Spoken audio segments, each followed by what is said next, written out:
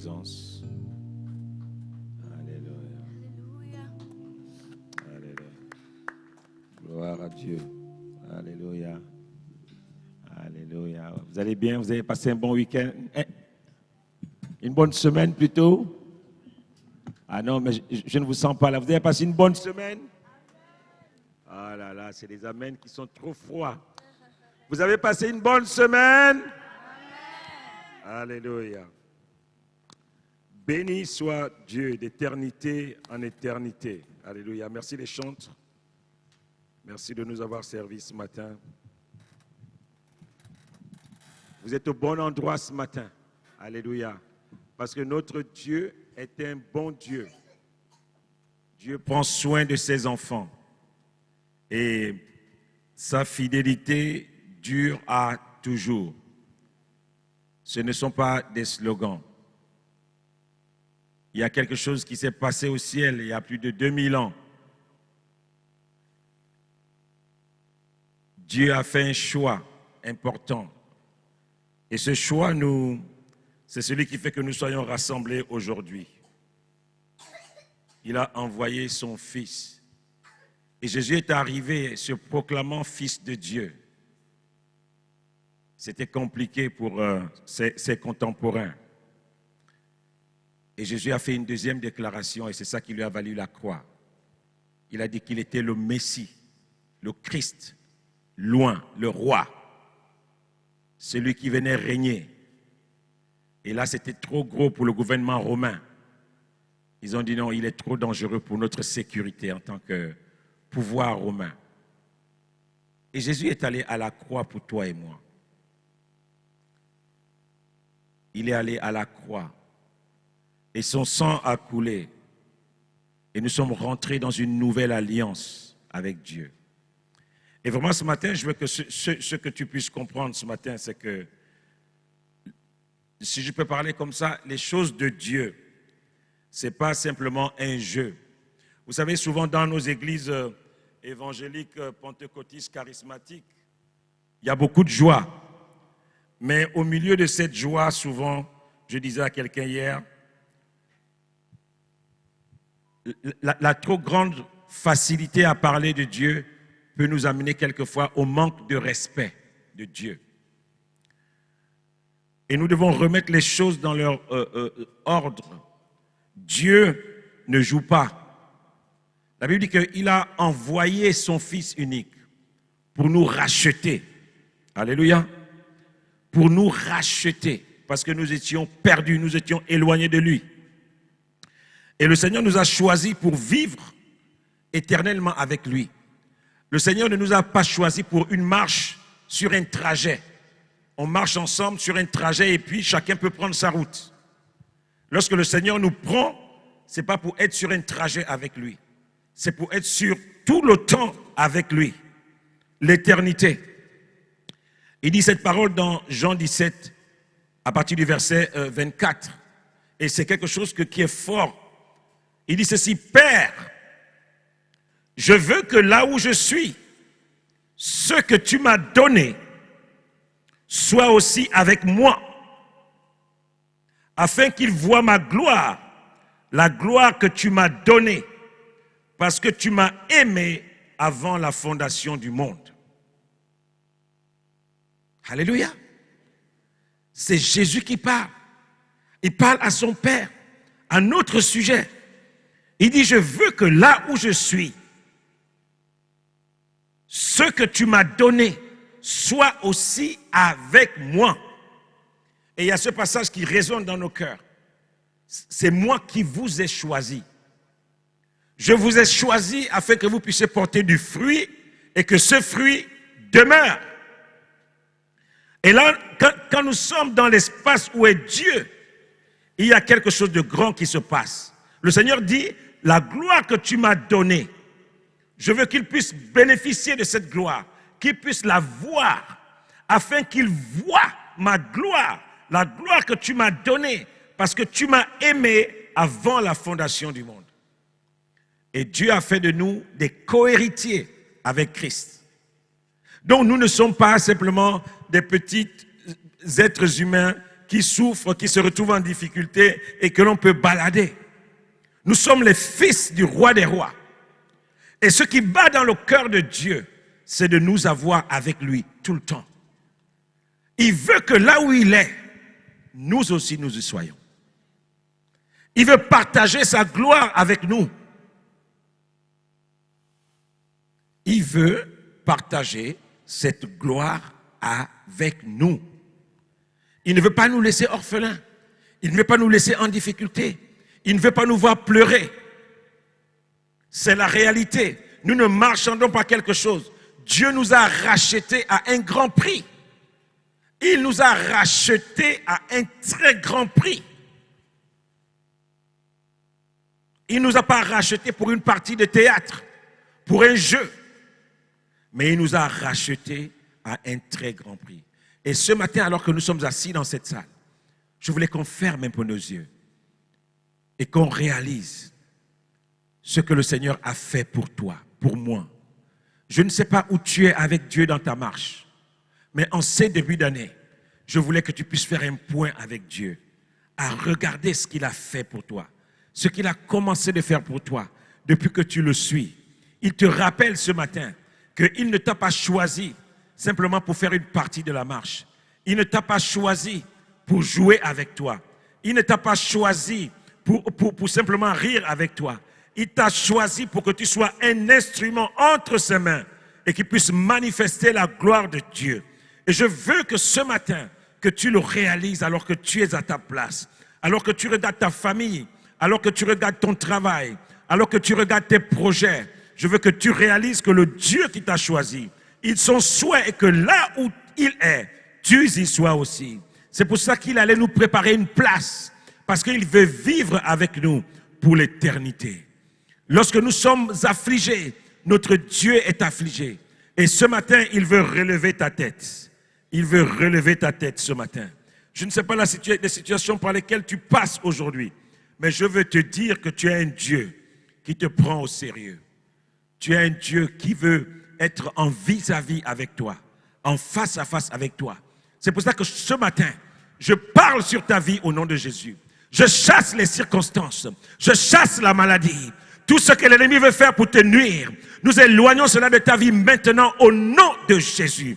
Que son sang qui a coulé devienne une réalité pour toi. Je parle aux circonstances autour de ta vie et je fais taire toute forme d'adversité au nom de Jésus.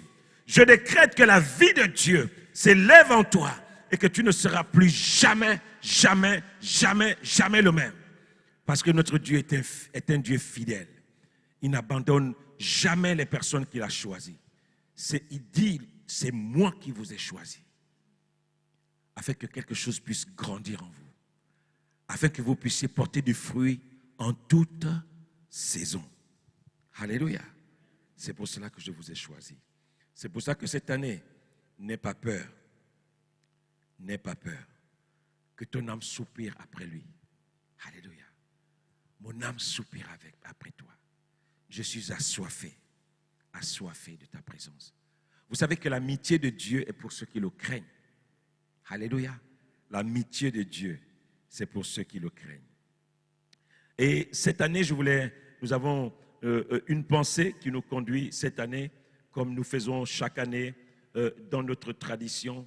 Nous avons cette pensée qui nous poursuit cette année, c'est glorifie le Dieu qui a dans sa main ton souffle et toutes tes voies, puis élargis l'espace de ta tente. Et j'aimerais expliquer un peu cette idée de pensée. Pourquoi une pensée annuelle? Vous savez que nous avons une vision qui nous conduit. Et la vision de ce ministère, c'est celui qui croit en moi, des fleuves d'eau couleront de son sein. Et qu'est-ce que c'est une vision? Une vision, c'est une pensée que Dieu donne à un serviteur, à un groupe de personnes pour accomplir une mission spécifique. Et cette vision, c'est elle qui te porte pendant tout le temps de ta mission. Alléluia. C'est cette vision qui te porte pendant tout le temps de ta mission. Et une pensée va être une pensée annuelle comme nous le faisons. Ça peut être une déclinaison de la vision simplement. C'est une pensée que Dieu te donne pour l'année pour t'amener à atteindre un objectif annuel qui rentre dans la vision. Amen. Donc c'est important. Et cette année, il y a quelque chose que le Seigneur veut nous rappeler. Il nous rappelle de glorifier le Dieu qui a dans sa main ton souffle et toutes tes voies. Dieu veut que nous puissions nous repositionner par rapport à notre foi, par rapport à notre façon d'avancer. Il veut reprendre sa place. Il veut être au centre de nos préoccupations. Il ne veut pas que ce soit tes besoins qui soient au centre de tes préoccupations. Dieu sait que s'il est au centre de ta vie, les choses seront différentes, naturellement différentes.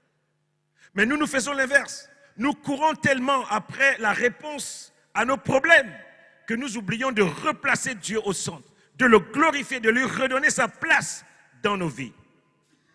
La semaine dernière, nous avons vu que glorifier Dieu, c'est aussi lui laisser sa place dans notre vie pour qu'il puisse grandir en nous, pour qu'il puisse s'élargir en nous. J'ai insisté sur le fait que glorifier Dieu, ce n'est pas laisser à Dieu une place dans notre vie. Ce n'est pas laisser à Dieu la place qu'on veut bien lui donner. Glorifier Dieu, c'est de lui laisser sa place. Et cette place, si c'est 50% de ta vie, donne-le lui. Donne-la lui. Si c'est 60% de ta vie, donne à Dieu ces 60% qu'il te demande. Parce que, voyez-vous, notre joie ne dépend pas de ce que les autres font pour Dieu. Notre joie dépend de ce que Dieu te demande de faire pour lui. Amen. Est-ce que je peux entendre un amen? Il y a des gens à qui Dieu va demander de lui donner 80% de leur temps. Et chacun de nous, nous le savons. Chaque personne sait le prix que Dieu lui demande de payer. Tout le monde le sait. À un moment donné, dans ta marche avec Dieu, tu vas apprendre à connaître ton régime. C'est comme quand vous allez voir le mécanicien, il va vous dire démarrer la voiture. Vous démarrez, il va vous dire de ronfler.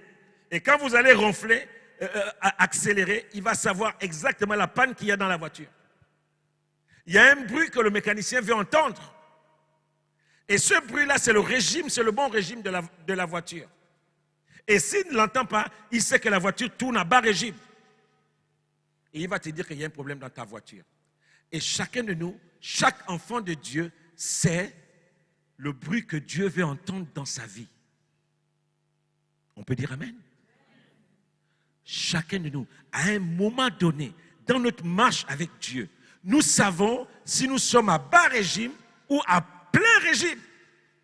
Il y a des gens qui savent que pour obtenir des choses, ils doivent combattre. Il y a aussi des gens qui savent que Dieu leur amène toujours des choses sur un plateau. Amen. Vous connaissez des personnes comme ça dans vos vies. Vous, pour avoir les choses, il vous faut travailler, il vous faut combattre. Mais lui, vous avez le sentiment que tout lui vient sur un plateau. Ça veut dire que vous êtes dans deux alliances différentes. Amen. Et chacun de nous, nous devons glorifier Dieu par rapport à cela, à ce que tu ressens. Tu sens que toi, tu ne peux pas jouer. Il y a ce pasteur-là qui disait souvent, que je connais très bien, il dit, moi, le jour que je vais commettre l'adultère, c'est sûr que j'aurai le sida. Il dit, si je commets l'adultère, je suis sûr que je sors de là avec le sida et je suis mort. Parce qu'il savait là où Dieu l'attendait. Il y a des péchés avec lesquels il ne pouvait pas s'amuser. Amen. Parce qu'il connaissait le bruit que Dieu veut entendre dans sa vie. Alléluia. Il connaissait le bruit que Dieu veut entendre. Et cette fois-ci, nous continuons un peu la pensée, à expliquer un peu cette pensée. Glorifier Dieu signifie aussi reconnaître les dons de Dieu et les bénédictions de Dieu dans notre vie et de lui rendre grâce pour cela. Lisons ce passage de Éphésiens au chapitre 4, les versets 5 à 8. Chacun de nous connaît son rythme. Amen, on peut le dire. Chacun de nous connaît le rythme que Dieu veut entendre dans sa vie. Tout le monde sait quand il est à bas régime, quand il n'est pas en plein régime. Mais Dieu veut que tu puisses le reconnaître les dons et les bénédictions qu'il a mis dans ta vie et de lui rendre grâce pour cela. Glorifier Dieu, ça veut dire que tu ne peux pas marcher comme si Dieu n'avait rien fait pour toi, comme si Dieu n'avait pas libéré des armées autour de toi. Tu dois marcher avec une certaine assurance. Il dit ceci, Éphésiens 4, les versets 5 à 8, il y a un seul Dieu, une seule foi, un seul baptême, un seul Dieu et Père de tous, qui est au-dessus de tous. Mais à chacun de nous, la grâce a été donnée selon la mesure du don de Christ. À chacun de nous, il y a une grâce qui a été donnée selon la mesure du don. C'est ce que je vous disais tout à l'heure, que quand on marche, ne vous comparez jamais aux autres. Jamais aux autres. Il y a des gens qui vont se battre pour obtenir les choses. Il y a des gens qui ne vont pas trimer pour obtenir les choses. Il y a des gens qui, pour obtenir les choses, doivent rentrer dans un vœu de Nazaréen. Ils doivent être une consécration qui est au-dessus de la normale. Parce qu'il y a un niveau de grâce qui est donné à chaque personne. Et tout le monde n'a pas la même grâce. Il y a des gens qui sont nés dans des familles riches. C'est leur grâce. Ils commencent pas la vie comme toi et moi. Des fois, ils commencent la vie, il est encore au lycée, il est déjà héritier de ses parents. Il a déjà une maison, il a déjà tout. Donc, il ne va pas se battre au niveau où toi, tu vas rentrer. Toi, tu sais que tu es issu d'une famille qui n'avait rien. Tu dois te battre pour payer ta maison. Tu dois te battre pour payer ta voiture. Tu dois te battre, tu dois te battre, tu dois te battre, tu dois te battre. Lui rentre dans la vie, il a déjà ça.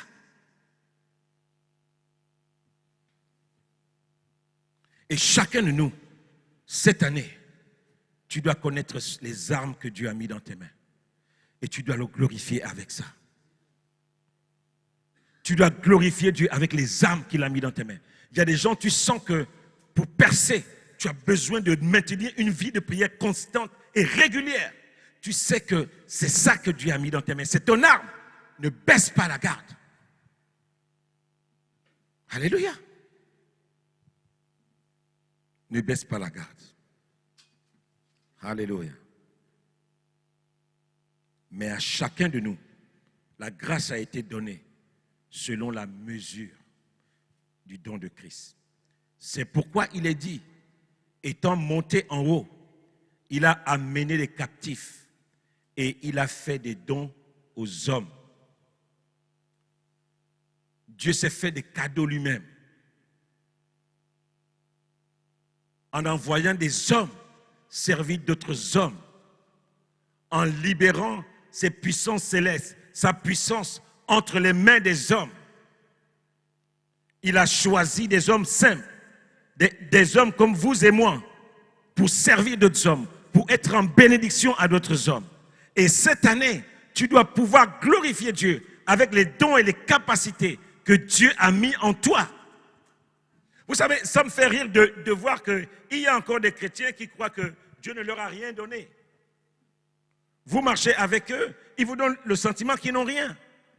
Non, mais regarde-moi, je n'ai rien reçu. Parce qu'ils sont toujours en train de regarder autour d'eux. Ils ne regardent pas ce que Dieu a mis en eux. Personne n'est venu sur la terre pour accompagner les autres.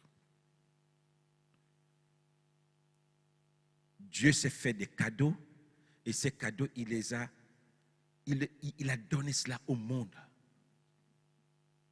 Il a mis dans des hommes qui sont faits de vases de terre sa puissance afin de manifester son nom, afin de manifester sa gloire sur la terre. Et quel que soit l'endroit où tu te trouves, il y a quelque chose que tu peux faire pour ton Dieu. Il y a quelque chose que tu peux faire pour ton Dieu. Si tu commences à le laisser grandir en toi, si tu lui laisses sa place dans ta vie, tu vas te rendre compte que tu vas commencer à être quelqu'un de particulier. Tu ne seras plus cette personne dont tout le monde rit, dont tout le monde se moque. Tu vas commencer à être quelqu'un de particulier. Le souci, laisse Dieu grandir en toi. Qu'il grandisse en toi. Apprends à entendre sa voix. Lorsque Dieu commence à grandir en toi, tu vas commencer par connaître les exigences de Dieu pour toi. Il y a des choses que tu ne peux pas faire. Vous savez, dans la Bible, lorsque les gens faisaient des vœux de Nazaréen, c'est parce qu'à un moment donné de leur vie, ils sentaient que Dieu lui demandait d'aller à un autre cap. Et pour aller à ce cap-là, il y a des choses qu'ils ne devaient pas faire. L'alcool n'est pas un péché, mais il y a des gens à qui Dieu a dit de ne pas boire. C'est leur alliance avec Dieu. C'est le son qu'ils écoutent. C'est le son qu'ils écoutent. Et chacun de nous, nous savons le son que nous écoutons. Et Dieu nous dit ce matin, que tu es un don, un cadeau que lui-même s'est fait, qu'il s'est offert, il t'a choisi. Il s'est fait un cadeau lui-même. Et ce cadeau, il t'a choisi pour te travailler, pour te préparer et pour te relâcher, pour que tu sois un don pour les autres. Qu'est-ce qu'il dit?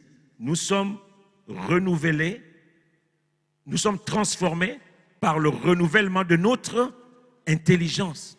Ça veut dire que un jour, nous étions éloignés de Dieu par nos offenses. Dieu nous a pris et nous sommes rentrés dans son royaume. Mais qu'est-ce que Dieu dit? Il dit qu'il y a quelque chose qui doit changer parce que tu ne peux pas rentrer dans son royaume avec la mentalité du monde. Qu'est-ce que Dieu fait? Il nous fait rentrer dans un processus de transformation. Notre intelligence est renouvelée. Et notre intelligence est renouvelée par quoi? Par sa parole. Et cette parole va nous travailler, va renouveler notre intelligence, afin que nous apprenions à discerner les dons et les capacités que Dieu a mis en nous et qu'il veut que nous puissions mettre au service des autres. C'est pour ça que nous sommes des cadeaux pour Dieu.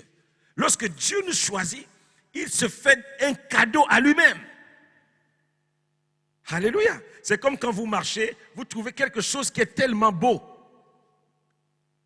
et vous voulez l'acquérir. Mais Dieu avait les moyens de nous avoir. Et le moyen, c'était le sang de Jésus. Il dit, ces gens-là, je les aime tellement que je veux me faire des cadeaux. Et qu'est-ce qu'il dit? Il dit qu'il a mis des dons dans les cadeaux qu'ils sont faits pour que ces dons-là servent le corps, servent les autres qui ne le connaissent pas encore. Que nous puissions aller, que nous puissions porter du fruit. Ce fruit demeure pour que lorsque les gens nous regardent, ils réalisent que là, il y a quelque chose de bon. Dieu est passé par là. Alléluia. Arrêtons de nous regarder avec les yeux. Des fois qu'on se regarde, on regarde qu'on n'a rien parce qu'on se compare aux autres. On est toujours en train de se comparer. Mais lui et moi, on a fait la même école. On est sorti la même promotion. Mais comment lui l'a fait pour avancer comme ça?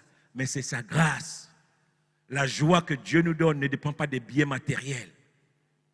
Arrêtons.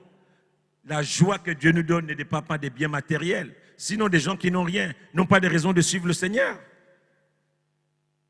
Alléluia. Je veux nous encourager ce matin. Je veux nous encourager ce matin. Notre Dieu a payé un grand prix. Il a payé un grand prix.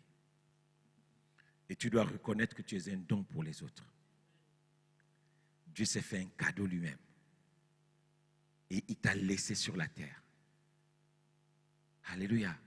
Je veux que tu reconnaisses que ton mari, c'est un cadeau pour toi. Ta femme est un cadeau pour toi. Alléluia. Béatrice, tu es un cadeau pour Serge. Serge est un cadeau pour Béatrice. Voilà, tu es un cadeau pour Taïn. Taïn est un cadeau pour toi. Il s'est fait des cadeaux et qu'il laisse là, dans ce monde, pour que nous continuions son œuvre. Alléluia. Nous sommes d'accord avec cela? Arrête de te regarder comme tu te vois aujourd'hui. Tu es un cadeau. Prends-toi au sérieux. Alléluia. Il y a des fois, vous arrivez au boulot, les gens voient que, ici, quand vous arrivez au boulot, vous êtes bien habillé, les gens vous demandent, est-ce que tu as un rendez-vous? Il y a des fois, tu leur dis, non, je n'ai pas de rendez-vous. Je suis un cadeau. Vous savez, quand on vous offre un cadeau qui n'est pas emballé, c'est une chose. Mais quand on vous offre un cadeau qui est bien emballé, avec un bon papier cadeau, avec des nœuds, des lacets bien tirés, ça donne envie, n'est-ce pas? Ça donne envie, n'est-ce pas? Et des fois, on a besoin d'être ce cadeau. Quand vous arrivez dimanche, je vais être un cadeau pour les gens. Emballez-vous bien. Alléluia. Emballez-vous bien. pour que vous soyez un véritable cadeau pour votre frère et pour votre sœur. Alléluia. Dieu s'est fait des dons et qu'il a laissés sur la terre pour nous. Glorifier Dieu signifie aussi reconnaître la souveraineté de Dieu pour demeurer continuellement dans son amour. Et ce point, c'est vraiment important. Lisons le psaume 68. On va lire 4 versets qui partent des versets 17 au verset 20. Glorifier Dieu, je disais, c'est reconnaître la souveraineté de Dieu pour demeurer continuellement dans son amour. Vous savez, souvent les chrétiens pensent qu'il y a plusieurs dieux sur la terre et ces dieux-là se battent. Et puis notre Dieu, de temps en temps, il est le plus fort. C'est Dieu qui a créé tout l'univers. Et le diable était dans le plan de Dieu. Il s'appelait Lucifer. Et il a pensé qu'il pouvait prendre la place de Dieu. Et il a été simplement précipité sur la terre. Et c'est Dieu qui est au contrôle. Alléluia. Il n'y a pas plusieurs dieux qui se battent et puis on ne sait pas à la fin, il y a un qui va gagner, c'est peut-être le Dieu d'Israël, c'est peut-être notre Dieu. Les chars de l'Éternel se comptent par 20 000. Waouh! Par milliers et par milliers. Des fois on dit, il est l'Éternel des armées. Jéhovah Sabaoth. La Bible nous dit ici que les chars de l'Éternel se comptent par 20 000, par milliers et par milliers. Le Seigneur est au milieu d'eux. Le Sinaï est dans le sanctuaire. Au verset 18, tu es monté dans les hauteurs. Tu as amené des captifs.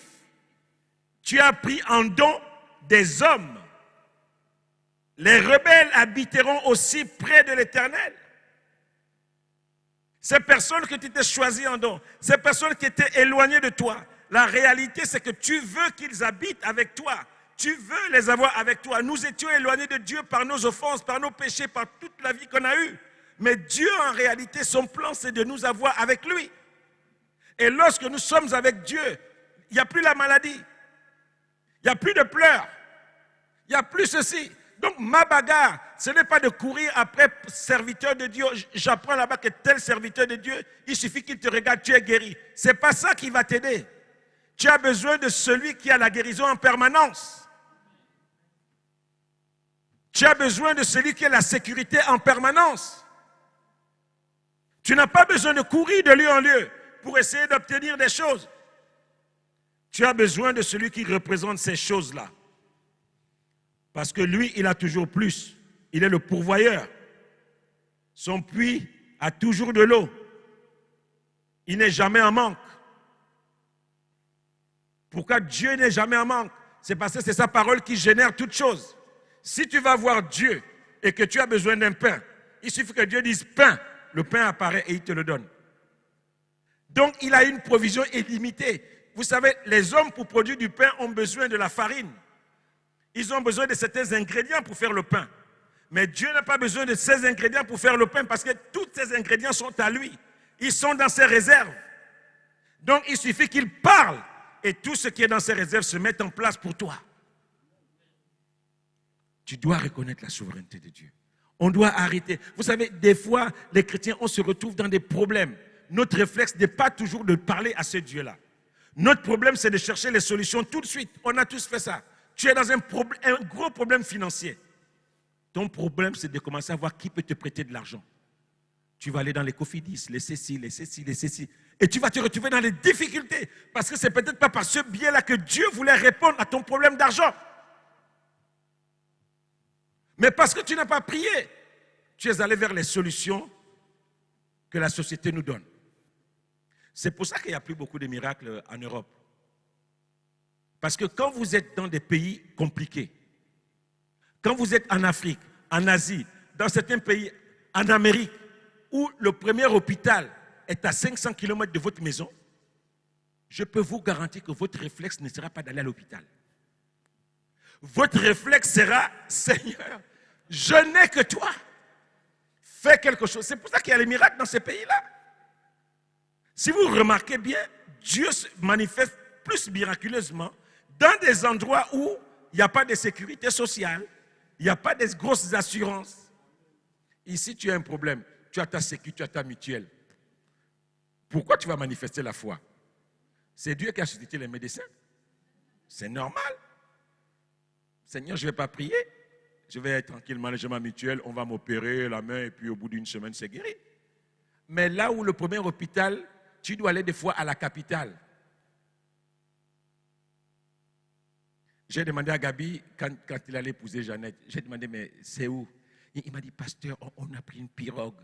On a roulé peut-être de combien d'heures? J'ai dit, mais tu es courageux, Joe. On a roulé combien d'heures et puis on est allé là-bas. Il y a des endroits, il faut connaître la route parce que les herboristes là, ils savent où passer avec la pirogue parce que si tu ne passes pas au bon endroit, tu peux cogner un rocher et là, tu t'es arrêté. J'ai dit tout ça pour une femme. Waouh! C'est chaud. C'est son cadeau. Alléluia! C'est son cadeau. Alléluia. Il s'est offert en cadeau à Jeannette. Alléluia. Et ce Dieu-là, il dit, tu as amené les captifs. Les rebelles habiteront aussi près de l'Éternel. Béni soit le Seigneur chaque jour. Quand on nous accable, Dieu nous délivre. Béni soit le Seigneur. Glorifié soit le Seigneur chaque jour. Parce que quand on nous accable, Dieu nous délivre. Dieu est pour nous le Dieu des délivrances. Au pluriel. Il n'est pas le Dieu de la délivrance. Il est le Dieu des délivrances. Et l'Éternel, le Seigneur, peut nous garantir de la mort.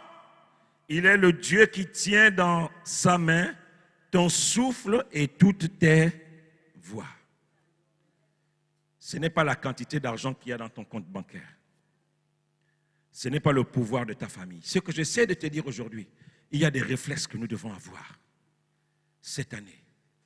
C'est de redonner à Dieu sa place de souverain. De redonner à Dieu sa place. Nos réflexes doivent changer. Comment je réagis quand je suis en difficulté? Est-ce que je commence d'abord à regarder l'état de mon compte bancaire? Ce n'est pas ton compte bancaire qui doit te donner la paix. Parce que le prince de la paix, c'est le Messie. Loin de Dieu. C'est lui le prince de la paix. Sinon, beaucoup de gens aujourd'hui qui sont des milliardaires ne seraient pas dans des vices bizarres. Le prince de la paix, c'est lui. Et il veut être Dieu au-dessus de tous les dieux qu'il y a dans nos vies.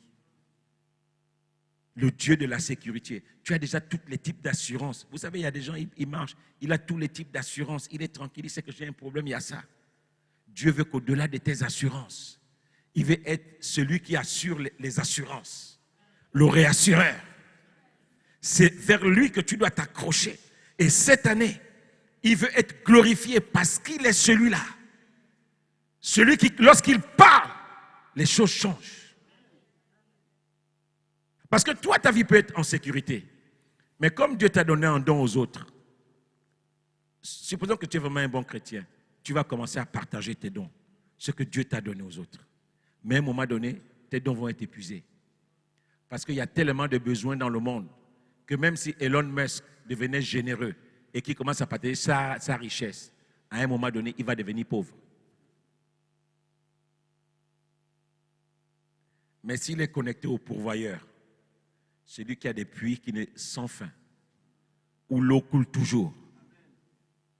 C'est pour ça que Jésus dit à la femme samaritaine, mais si tu bois cette eau-là, tu auras encore soif.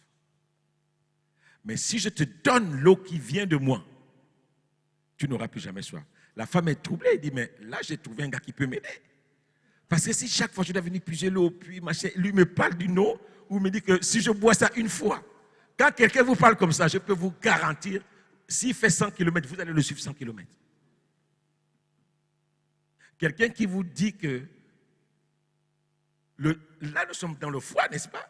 Mais il vous dit qu'en hiver, je peux te donner la solution qui fait que tu as toujours chaud. Je peux vous garantir que si cet homme-là, vous devez le suivre 30 km, vous allez le suivre. Parce que vous voulez avoir quelque chose qui fait que quand les autres mettent les manteaux, nous tous, on a mis des manteaux, des trucs, des pulls, des sous-pulls. Les gens ont mis des couches. On se connaît, n'est-ce pas? T-shirt, tissé, cela, collant. Mais s'il vous dit que moi, ce que je te donne, si je te touche, tu auras un truc qui fait que tu n'auras plus jamais froid. Qui est bête? On va le suivre. Et c'est ça que le Seigneur fait. Le Seigneur veut se replacer comme étant le souverain de toutes choses dans nos vies. Comme étant le roi des rois. C'est pour ça que les Romains étaient fous. Quand Pilate demande à Jésus que ils disent que tu es roi, est-ce que tu confirmes? Mais Jésus a dit, mais tu le dis. Il a dit, mais tu es fou quoi? Mais donc tu es dangereux. Il a dit, je suis le Messie, Machia. Je suis le Messie, je suis le roi. Il a dit, bon là, je ne peux rien faire, bon là tu vas là à la croix. Alléluia. Il est celui qui tient toutes choses. Et nos réflexes doivent changer cette année. On doit apprendre à dépendre de lui seul. On doit les reconnaître. Vous savez, ça je le dis parce que je veux vraiment que les gens retiennent ça. L'Europe est en déclin. L'Europe est en déclin. Ça veut dire quoi? Ça veut dire que les valeurs sont en train de s'enfoncer. Les valeurs morales, aujourd'hui, se dégradent. Aujourd'hui, l'Europe va de plus en plus devenir pauvre. Va de plus en plus devenir pauvre. Parce que toutes les nations veulent maintenant leur souveraineté. Et l'Europe, qui était une grande puissance financière, pas un grand continent. Vous savez qu'on peut mettre toute l'Europe centrale peut-être 5 ou 6 fois dans la Russie seulement. On peut mettre ça peut-être 10 fois en Afrique. Donc, qui était une place financière, va se retrouver de plus en plus en difficulté. Et c'est pour ça que nous qui sommes dans ces nations, nous devons porter cette nation dans la prière. Afin que ceux qui connaissent leur Dieu puissent continuer à vivre normalement, avec la force que Dieu leur donne. Et si nous ne comprenons pas que dans les jours qui viennent, ce qui va faire notre force, ce n'est pas ton travail. Parce que tu peux le perdre à tout moment. Il n'y aura plus de CDI. Vous le constatez qu'il y a de moins en moins de CDI. Les gens travaillent de plus en plus dans les sociétés d'intérim. Il n'y aura plus de sécurité. Même les fonctionnaires, le nombre de fonctionnaires baisse. L'État a tendance à baisser le nombre de fonctionnaires. Là où encore on disait, si je suis fonctionnaire, je suis au moins en sécurité. Même là, il n'y aura plus, on va baisser de plus en plus. Et peut-être dans 100 ans, le système de fonctionnariat n'existera plus.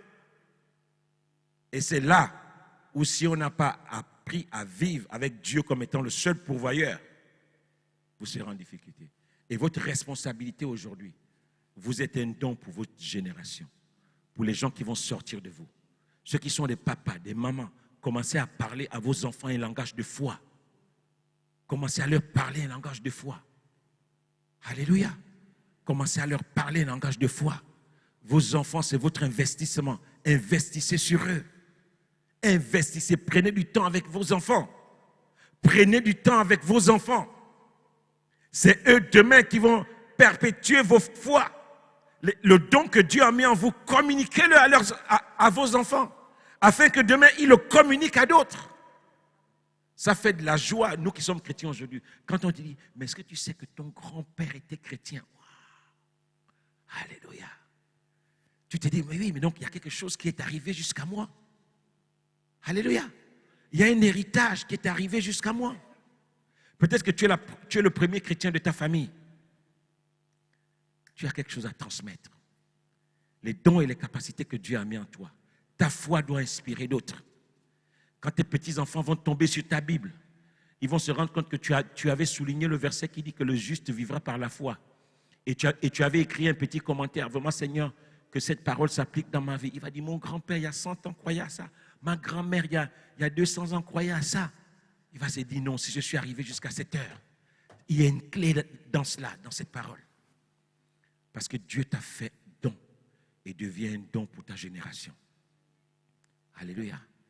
Il t'a choisi, t'a communiqué des valeurs. Deviens ces valeurs pour ta génération. Alléluia.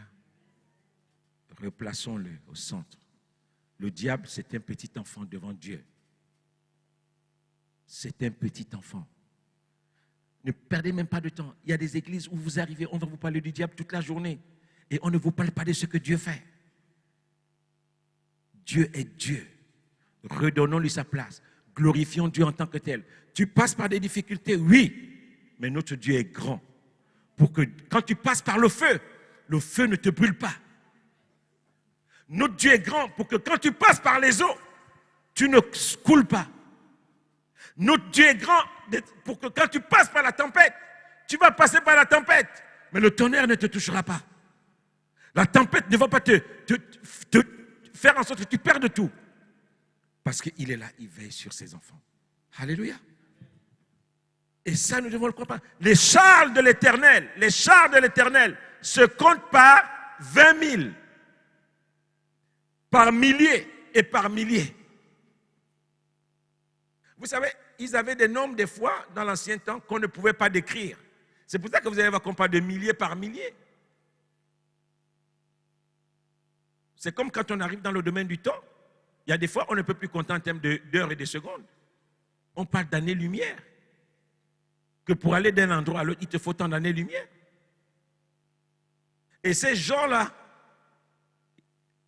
à qui Dieu révélait des choses, à qui Dieu avait ouvert les yeux dans le monde spirituel, ils ont vu des lots de 20 000, des milliers de chars. Je ne sais pas si des fois, quand vous lisez la parole de Dieu, vous réalisez ce que vous lisez. C'est pour ça qu'il y a le fait de lire la Bible et il y a le fait de méditer la Bible. Lisons la Bible dans un esprit de méditation.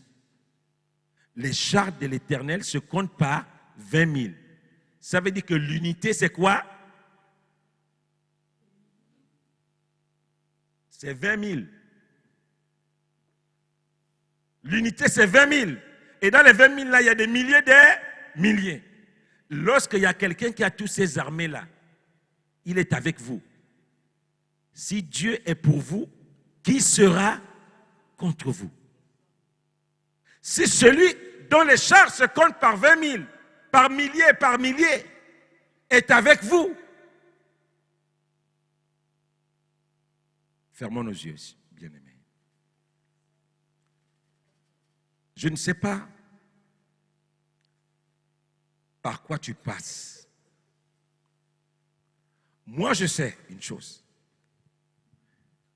Si tu soupires après lui, il va te faire passer par des expériences particulières.